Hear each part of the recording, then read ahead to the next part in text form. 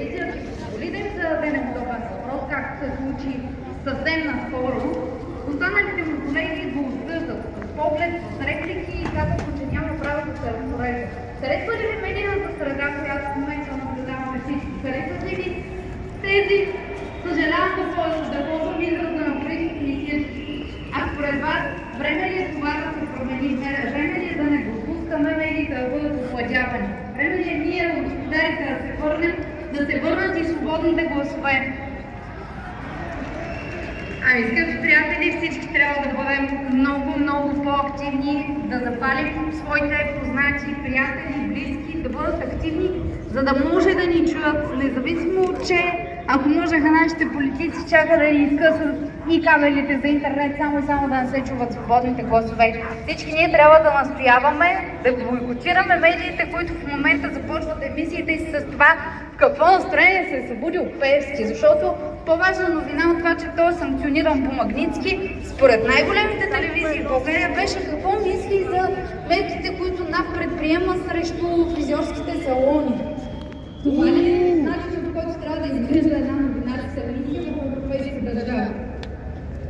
Не е това начинът и ако всички ние искаме това да се промени, трябва да бъдем максимално активни, да бойкотираме медиите, които целенасочено изкривяват случващото се и които целенасочено показват съвсем различна картина. Медиите, чието репортери днес ще застанат с гръб към паметника, за да не се вижда колко хора са се събрали. Медиите, които голяма част от тях си тръгнаха, за да не се види колко хора всъщност са срещу мафията и корупцията. Мафията вън! Мафията вън! Мафията вън! Много благодаря всеки за възможността да стана пред вас и си пожелавам все повече хора да имат тази смелост. Каквото и още един млад човек искам да покана, тя е човек на изкуството. Виждали сте между нас. София, заповядай.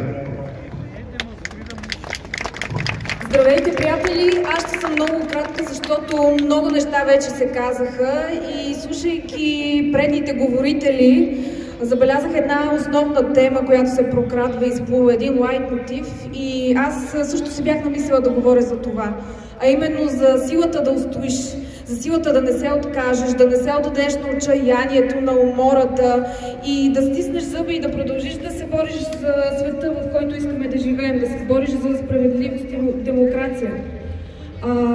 Преди няколко месеца си говорих с един мой стар познат, чужденец, и той ме попита: "Ей, спомням си, вие в България 2013 протестирахте срещу един човек. Какво става с него сега?" И мен ми заседна просто камък в гърлото. Какво да кажа? И това беше